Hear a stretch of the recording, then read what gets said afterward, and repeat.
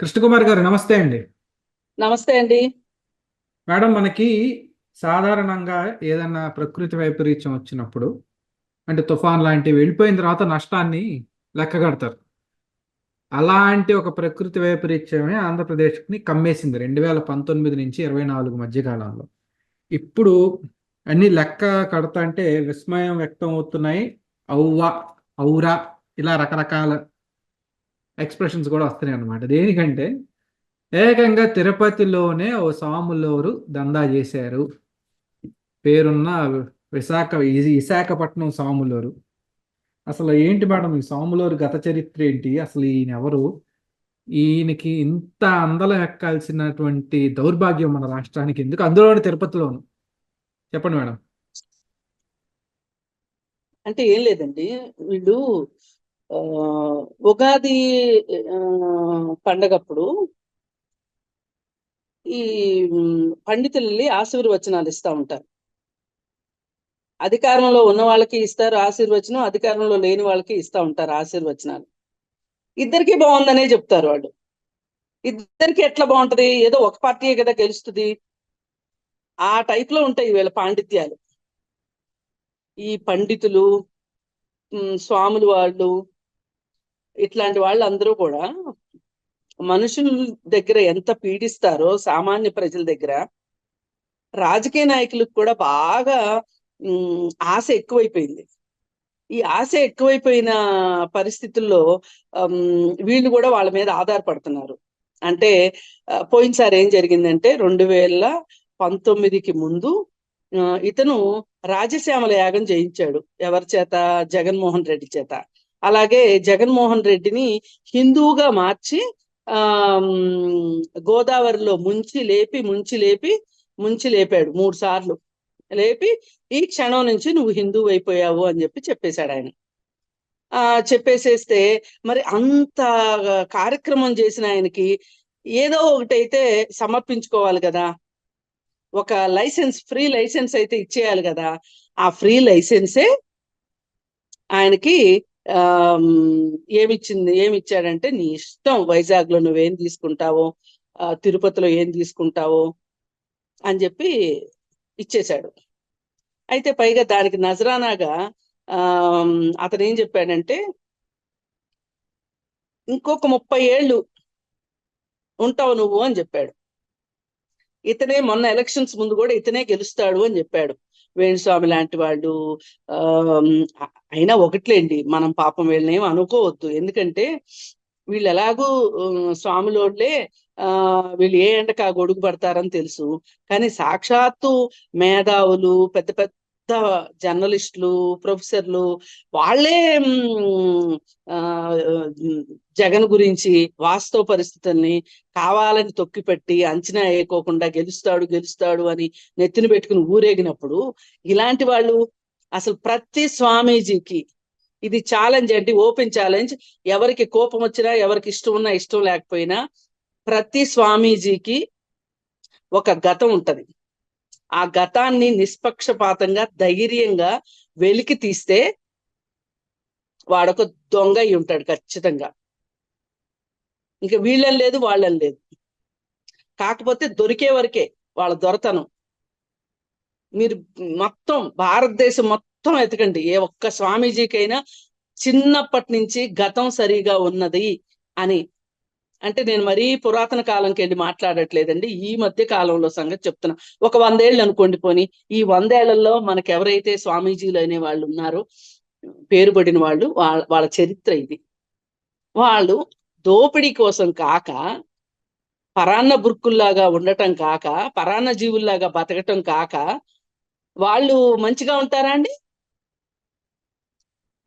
పైగా ఈ నమ్మే ఎర్రి గొర్రెలు ఉన్నారు కదా, హిందూ మతమోడైతే చాలు, మనకి ఇంకేం అక్కర్లేదు, వాడు మనకేమి చేసినా చేయకపోయినా పర్వాలేదు, హిందూ మతమోడైతే చాలు అని హిందువుల మనోభావాల్ని కొల్లగొట్టడానికే, హిందువుల మనసుల్లోకి జగన్మోహన్ రెడ్డిని పంపించడం కోసమే అతన్ని హిందువుగా మార్చాడు ఇతను. దానికి నజరానాగా ఈ వైజాగ్ గురించి, అలాగే తిరుపతి. ఇప్పుడు మన ఆంధ్రప్రదేశ్ మొత్తం మీద బాగా బాగా నిధులు ఉన్నది ఏంటంటే సంపదలు ఉన్నది ఈ 2 ప్రాంతాలు, తిరుపతి ఒకటి, వైజాగ్ ఒకటి. ఈ ఈ 2 ప్రాంతాల్లోనూ అతనికి ఫ్రీ హ్యాండ్ ఇచ్చేశాడు.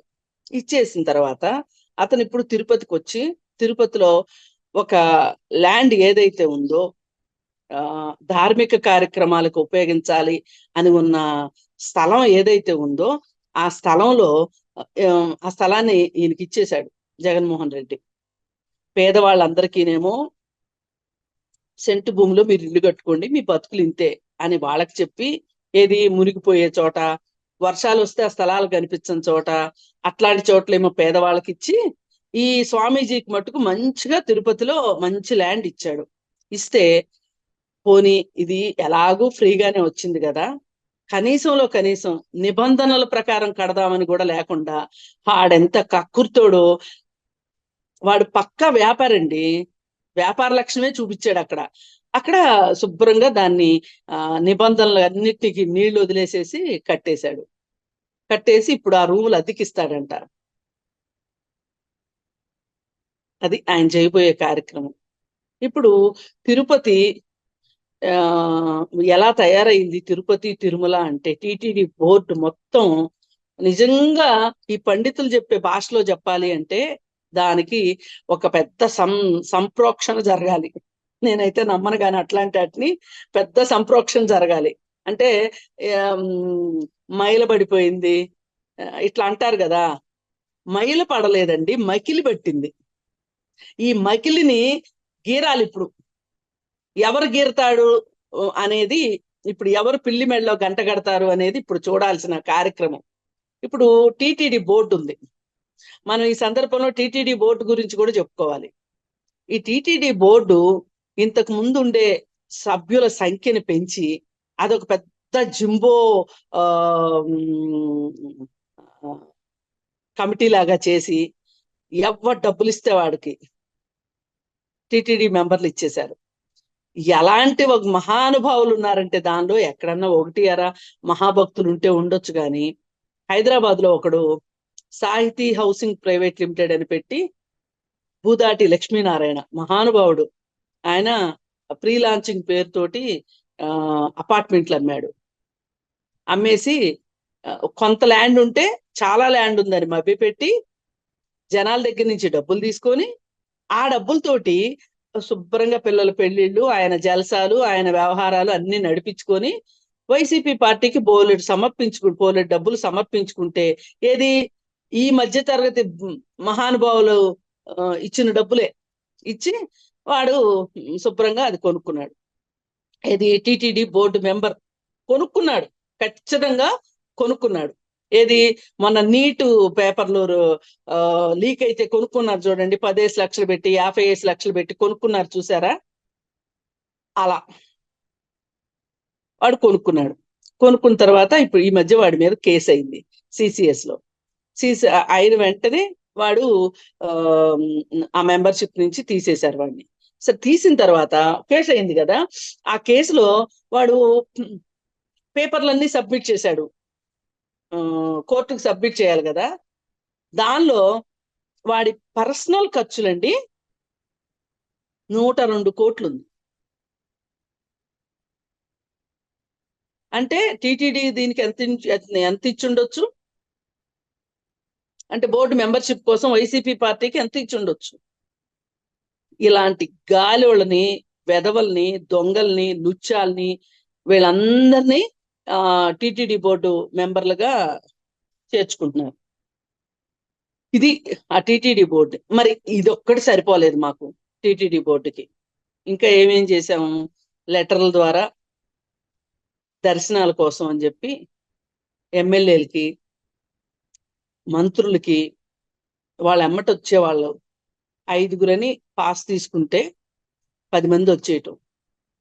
మరి రోజా మేడం గారు అలాగే ఇంకా కొంతమంది ఎక్కువ సార్లు దర్శనానికి వచ్చారు. ఆ దర్శనానికి వచ్చేటప్పుడు మినిస్టర్ గారే వస్తున్నప్పుడు మినిస్టర్ గారిని కాదనే ధైర్యం ఎవరికి ఉంటుంది అక్కడ? వాళ్ళ వెనకమాల పొలోమని బోల్డ్ మంది, మహాదర్శనం దొరుకుతుంది. వాళ్ళందరూ పార్టీకి ఫండ్ ఇస్తారా, ఆమెకు ఫండ్ ఇస్తారా, ఏం చేస్తారా తెలియదు, అంతమంది వస్తారు. ఈ లెక్కన దర్శనాల దగ్గర నుంచి మొదలెట్టి ఆ ప్రసాదాల దగ్గర నుంచి ఆ లడ్డు అండి, ఎంత దారుణమైన లడ్డు అంటే, ఒకప్పుడు తిరుపతి ప్రసాదం అంటే అసలు అలా కవర్ విప్పుతుంటేనే మంచి మంచి నెయ్యి వాసన వచ్చేది, గుమగుమలాడుతూ ఉండేది, కర్పూరం వాసన ఉండేది. ఇవాళ రోడ్డు పక్కన బండి మీద అమ్మే లడ్డూకిను తిరుపతి లడ్డూకి తేడా లేకుండా చేసేసారు. ఏం చేశారంటే వీళ్ళు అందులో వేసే వాటన్నిటిని తగ్గించేశారు. జీడిపప్పు, పటికి బెల్లం, అసలు పటికి బెల్లం అనేది వాడటం బాగా తగ్గించేశారు. కిస్మిస్ల దగ్గర నుంచి. అంటే నేను ఎందుకు ఇంత మైన్యూట్ గా మాట్లాడుతున్నానంటే, వీళ్ళు ఇంత చిన్న చిన్న మైన్యూట్ విషయాల్లో కూడా అవినీతి చేశారు కాబట్టి మనకు మాట్లాడే హక్కు ఉంది. ప్రజల యొక్క మనోభావాలను దెబ్బతీశారు వీళ్ళు. ఒక భక్తితో వెళ్తారు, వాళ్ళ భక్తిని అపహాస్యం చేశారు వీళ్ళు, అందుకు మాట్లాడాల్సి వస్తుంది. నెయ్యి అండి, కర్ణాటకకు చెందిన నందిని నెయ్యి 22 సంవత్సరాల నుంచి నందిని నెయ్యి వాడుతూ ఉంటే, ఈ టర్మ్ లో జగన్మోహన్ రెడ్డి వచ్చిన తర్వాత మరి వాళ్ళ రెడ్డిస్ కు సంబంధించిన నెయ్యి ఏదన్నా కంపెనీయా లేకపోతే ఏ కంపెనీయో తెలియదు కానీ నెయ్యిని మార్చేశారు. ఈ లడ్డు ఇంత దారుణంగా అయిపోవటానికి అది కూడా ఒక కారణం. అసలు ఫస్ట్ ఈ గవర్నమెంట్ మొదటగా లడ్డు దగ్గర నుంచి మొదలెడితే ప్రక్షాళన బాగుంటదని చాలా మంది భక్తులు అభిప్రాయపడుతున్నారు. అసలు నన్ను చాలా మంది కోరారు, తిరుపతి గురించి మాట్లాడండి మేడం, మీరు తిరుపతి గురించి మాట్లాడండి అంటే, సరే సమయం వచ్చినప్పుడు మాట్లాడతాము అని చెప్పి ఇవాళ కరెక్ట్ గా సమయం వచ్చింది. లడ్డూని ప్రక్షాళన చేయాలండి మొదటగా, అప్పుడు కానీ భక్తులకి టిటిడి మీద ఒక నమ్మకం రాదు. ఇది అయిపోయిందా, అక్కడ మనకి ఎప్పుడో వేసిన రక్షణ ఉంది చూసారా, కింద నుంచి పైకి ఎక్కేవాళ్ళం మెట్ల దారి. అక్కడ ఒకరోజు ఒక పాపని పులి తినేస్తే ఆ తర్వాత భూమన కరుణాకర్ రెడ్డి కనిపెట్టిన పెద్ద విషయం ఏంటంటే, మీరేం భయపడొద్దు, ధైర్యంగా తిరుపతికి రండి, మీకు దిగువ తిరుపతిలో మీకు ఒక కర్ర ఇస్తాం, ఎగువ తిరుపతిలో మీరు ఆ కర్రను అప్పచెప్పండి. పులి వస్తే కర్రతో ఆగుతుందండి? ఏమన్నా అసలు అర్థం ఉందా ఈ మాట్లాడేదానికి? ఎక్కడెక్కడైతే కంచెలు పోయాయో ఆ కంచెలు పోయిన దగ్గర కంచె వేయాల్సిన అవసరం ఉంది. మీరు వచ్చాకే కంచె పోయిందని నేను చెప్పట్లేదు, ఎన్నో సంవత్సరాల క్రితం వేసింది కాబట్టి కంచె పోయింది. దానిని రిపేర్ చేయాల్సింది పోయి కర్రలు ఇవ్వడం ఏంటండి? అంటే ఇప్పుడు కర్రలకు ఒక కాంట్రాక్ట్ దొరికింది, మీ వైసీపీ పార్టీ వాళ్ళకి ఒక కాంట్రాక్ట్ దొరికింది అనుకున్నారా? ఇలా ప్రతిదీ అసలు చిన్నదా పెద్దదా టిటిడి బోర్డు ప్రక్షాళన జరగాల్సిన అవసరం ఉంది. పోయినసారి ఇట్లాగే రమణ దీక్షితుల చేత ఒక అబద్ధం చెప్పించుకుని మీరు పింక్ డైమండ్ లేని పింక్ డైమండ్ సృష్టించి చంద్రబాబు నాయుడు అపహాస్యం పాలు చేసి మీరు అదొక రాజకీయ అస్త్రంగా మార్చుకున్నారు. పక్కకు పోయి రాజకీయం అయిపోయింది పూర్తిగా. అసలు వీళ్ళు భక్తిని ధార్మికతని రాజకీయం చేసేశారు. అక్కడ కూడా వేలం పాట పెట్టేశారు, కిలో లెక్కన అమ్ముకుంటున్నారు ధార్మికతని. ఇది ఆ టిటిడి బోర్డులో జరుగుతున్నది. అటన్నిటికీ ఈ రోజు పరాకాష్ట ఏంటి అంటే, ఆ బిల్డింగ్ కట్టడం, నిబంధనలకి తూట్లు పొడిచి, అసలు నలుగురికి మంచి చెప్పేవాడు కదా, వాడికి నోరా లేకపోతే మున్సిపాలిటీ పాయికానా వాడిది? చాలా మంది భక్తులు కోపం వస్తుందేమో నేను ఇలా అంటే. ఇంత నీచానికి దిగజారాలా వీళ్ళు? సమాజం ముందు ఎంత ఆదర్శంగా నిలబడాలండి. పైగా ఎలక్షన్ అంతకు ముందేమో 30 సంవత్సరాలు ఉంటాడు అని చెప్పాడు కదా, చెప్పినోడు మొన్న ఓడిపోగానే టీడీపీ పాట మొదలెట్టాడు. ఎందుకు మొదలెట్టాడో చాలా మందికి అర్థం కాల, ఇప్పుడు అర్థమైంది. చంద్రబాబు నాయుడిని అంటుకొని ప్రసన్నం చేసుకుంటే ఈ బిల్డింగ్ విషయం చర్చకు రాదు అనుకున్నారు. అసలు నిజంగా ఆయనకు అంత మహిమలే ఉంటే, ఆ రోజు ఋషికొండ మీద అంత దారుణాలు జరుగుతూ ఉంటే రేపొద్దున వచ్చే ప్రకృతి వైపరీత్యాలకి వైజాగ్ నగరం ఏమైపోతుంది అనే ఒక చిన్న జ్ఞానం వాళ్ళకి అంతర్నేత్రం ఉంటది కదండి, దివ్య నేత్రం ఉంటది కదా నిజంగా స్వామీజీలకి. వాళ్ళు చెప్పుకునేది, నేను చెప్పేది కాదు. దాని ప్రకారం ఎందుకు ఊహించలేకపోయాడు? అసలు రిషికొండని ఇట్లా చేయడం కరెక్ట్ కాదు, అది ప్రకృతి మనకి ఇచ్చిన సహజమైన ఒక అడ్డుగోడ లాంటిది. వైజాగ్ నగరం సురక్షితంగా ఉండటం కోసం ఏర్పాటైన ప్రకృతి నిర్మితం అని ఎందుకు అనుకోలేదు? ఇలా ఏ రకంగా చూసినానండి ఈ స్వామీజీలు బారిన ఈ కొత్త ప్రభుత్వం మట్టుకు పడకుండా ఉండాలి. ఆ బిల్డింగ్ ని ఖచ్చితంగా ప్రభుత్వం స్వాధీనం చేసుకోవాలి. స్వాధీనం చేసుకుని ప్రభుత్వ ఆస్తిగా దాన్ని టిటిడి ఆస్తిగా పరిగణించాలి. ఇంకొక అద్భుతం ఏంటి అంటే, ఈ మధ్య కాలంలో ఈ సమస్యను బయటికి తీసుకొచ్చింది కూడా కొంతమంది పాపం నిజంగా దేవుణ్ణి నమ్మేవాళ్ళు, ధార్మికతని నమ్మేవాళ్ళు ఉంటారండి. వాళ్ళు బయటికి తీసుకొచ్చారు అసలు ఈ విషయాన్ని. ఎందుకంటే ప్రభుత్వం ఎన్నని రాగానే ఎన్నని చూస్తుందండి. అందుకే సామాన్య ప్రజలు కూడా ఎక్కడ మీకు అతిక్రమణలు కనిపించినా, ఎక్కడ దురాక్రమణలు కనిపించినా ప్రభుత్వం దృష్టికి తీసుకురావాలి. ప్రభుత్వమే పూనుకుని అన్ని చెయ్యాలి అంటే అయ్యే పనిలా కనిపించట్లేదు ఈ ఆంధ్రప్రదేశ్ లో ఇవాళ. ఇందాక మీరు అన్నది 100కి 100% వాస్తవం. తుఫాను తరువాత జరిగిన నష్టాన్ని అంచనా వేయడానికి, సహాయక చర్యలు తీసుకోవడానికి, నష్ట నివారణ చర్యలు చేపట్టడానికి ఒక అంచనా అనేది కావాలి. ఈ అంచనాకి రావటానికి ప్రజల సహకారం కావాలి. ఈ ప్రజలు మట్టుకు అప్రమత్తమయ్యి ఈ ఆస్తులు ఏవైతే ఉన్నాయో ప్రజలు ఇవన్నీ ఇవాళ రేపు మారే ప్రభుత్వాలది కాదు ఈ ఆస్తులు, ప్రజలది. అంటే ప్రభుత్వాందే కానీ మారిన రాజకీయ నాయకులది కాదు. వాళ్ళు ఒక తుఫాన్ వస్తే కొట్టుకుపోతారు. మొన్న సునామీ లాంటి రాజకీయ ఫలితాల్లో జగన్మోహన్ రెడ్డి కొట్టుకుపోయాడు. రేపు పొద్దున చంద్రబాబు నాయుడు కూడా అదే విధంగా గనక పరిపాలిస్తే గనక చంద్రబాబు నాయుడు పరిస్థితి అదే. మీరు 5 సంవత్సరాలకు వచ్చిపోయే వాళ్ళు, అది మీరు గుర్తు పెట్టుకోవాలి. మీరు ఇంకొక టర్మ్ ఉండాలి అని అనుకుంటే గనక మీరు న్యాయం చెయ్యండి మీ పదవికి. ఇలాంటి దొంగ స్వామీజీని నమ్మొద్దు. ఎవరైనా సరే స్వామీజీలు అసలు నన్ను అడిగితే దాన్ని ఒక అనాథ బాలల గృహానికో దేనికో ఇచ్చేయాలి.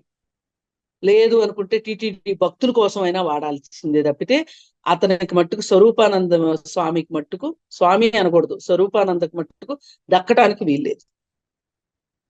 ఇదండి తిరుపతి మీద నా ఉద్దేశం. మొదటిగా అక్కడ ప్రక్షాళన జరగాలి. ఏదైతే మురికి ఉందో ఆ మురికిని కడగాలి. మకిలి మురికి అని కూడా అనకూడదు, మకిలి పెట్టిపోయింది. చూద్దాం మేడం, మళ్ళా మనం ఈ తిరుమల తిరుపతికి అంటున్న మకిలి మీద ఫ్రెష్గా చాకిరేవు పెడదాము. గతంలో పెట్టినట్టు ఒక్కొక్కళ్ళు ఉన్నారు, 5-6 ఉన్నారు, మాట్లాడాలి వారి గురించి. స్వామి వారి విగ్రహం పక్కనే ఉండి రాజకీయాలు చేసిన వారి దగ్గర నుంచి కార్యనిర్వహణ సంఘంలో ఉన్న వాళ్ళు కానీ, బోర్డు మెంబర్లు కానీ కొంతమంది ఉన్నారు. వారి గురించి మనం మాట్లాడుకొని మన ప్రేక్షకులకు కూడా తెలియజేయాల్సిన విషయాలు ఎన్నో ఉన్నాయి. త్వరలో మొదలు పెడదామండి. అప్పటి వరకు గోవింద గోవింద.